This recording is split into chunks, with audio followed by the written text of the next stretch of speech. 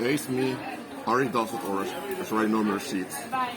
As you know, I'm a bit fanatic about history, and one of my main areas of interest was the Spanish Empire, mainly Spanish America. So from time to time I read some scholarly works about the area, and this book over here, she's boring, but it's called The United States and the Disruption of the Spanish Empire, 1810 to 1822, a study of the relations of the United States with Spain and with the rebel Spanish colonies. It's by Charles Carroll Griffin. You see it over here. And this book gives some good insight about how the United States both took advantage of the disruption in Spanish America, but at the same time want to keep a good relationship with the King of Spain. How they thought could do both, that's beyond me. This book over here is called The Smuggler's World, Illicit Trade and Atlantic Communities in 18th Century Venezuela. Now Venezuela in 1777 became a kingdom called the Captaincy General of Venezuela. As a kingdom, it was in 1777 that Venezuela actually came into existence as a country. But there was illicit trade there even before it became a kingdom and afterwards. So this book goes through all of it. You can read about it, about Spanish companies, about foreigners being there. Interesting work also. What's remarkable is that Venezuela already acted as an independent nation, kind of, even though they were under Spanish rule, because it was actually an autonomous area. So interesting for that. And this one over here, let me go through it. Oh, man. This is a good one. The Kingdom of Quito in the 17th Century. Bureaucratic Politics in the Spanish Empire by John Leddy Phelan. And it's from 1967. It talks about Quito or Ecuador in the 17th century. And, well, it's a good book. People already marked some important sentences also. Well, Quito or Ecuador back then, it was stable in the sense that it was an economy, but it relied on the mita system of the Indians, where the encomendadores, which simply meant that the Spanish settlers were using Indian rotating system to exploit Indian labor. Because you had a black population were slaves also, but a lot of blacks just revolted and said, no, we're not going to do this. So I give props to the blacks from that time period. There was even a whole province called Las Esmeraldas, or the Esmeraldas, where the blacks mixed with the locals, they became their own tribe, and they actually remained independent from Spanish rule in practice. It even went on till Ecuador became independent, till all the way in the 1920s, something like that. So, interesting history. And this one over here, that is constructing the Spanish Empire in Havana, state slavery in defense and development, 1762 to 1835. Well, it comes down to the following. Cuba depended on slave labor. And when Spain decided to abolish slavery, 1811, they refused to do it.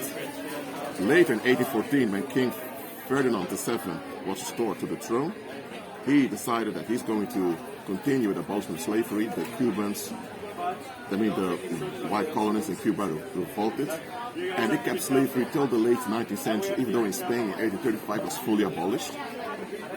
Well, okay, that's that. And well, these books are it's called the Royal Treasuries of the Spanish Empire in America, Volume 3, Chile and Rio de la Plata. Chile and Rio de la Plata, or today we call Chile, Argentina, Bolivia, and Paraguay and Uruguay, that area. And what this book, you can see it obviously about, is that it talks about the trade and the import and export back then. Here, you can clearly see these are numbers taken from the archives in Spain about the trade, the import and export. You can see it over here.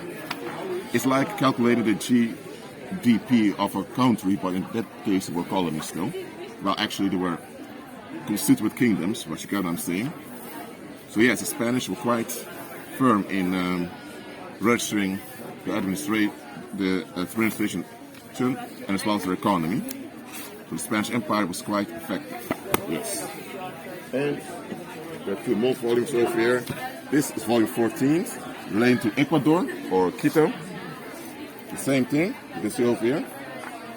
And by the way, this is Spanish, so if you don't understand Spanish, well, you may need to take a Spanish course. You see here. And let me see, this one is a volume to Upper Peru, or what they call Bolivia. Back then called the Kingdom of Chiapas. See it here again. They were quite effective in registering the import and export. The only thing was, these numbers are not complete because there was a lot of smuggling going on, especially the British Empire and the later United States. And also other places in the world. Well, there's quite some books over there.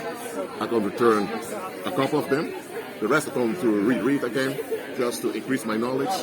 By the way, as you know already, I write novels inspired by the Spanish Empire. I have 12 fully published now. You can find them on Amazon and Barnes & Noble. Well, just good to know history. And especially if history relates to you, because the Spanish Empire, it was built on slave labor of the African slaves, and also subjected the native population to intensive labor, because you're not allowed to enslave the population anymore. So Spanish American history is black history also, it's African history. And I want to continue this. So yeah, that's what I'm going to share here. It's good to know your history. That gives you knowledge also of why things are today. And very briefly, the reason why Latin America is so messed up today is because of the fact that many of the criollos, which are the white Spanish born in Americas, many of them want to retain slavery, even though Spain wanted to abolish it together with Britain. So they revolted and destroyed the whole empire, kind of, just to prove a point. Well, they proved no points, and their descendants are suffering the consequences today. Latin America consists of mainly third world nations. Only in North America, like in Mexico, they were firm about abolishing slavery. There's a lot of black people supporting the Spanish Empire over there, including Central America. Honduras still this day has a big black population, also mixed with locals, so you know that also. Alright, I think that's enough. Thanks for listening, and keep on agreeing with Christ, and be at peace. See ya.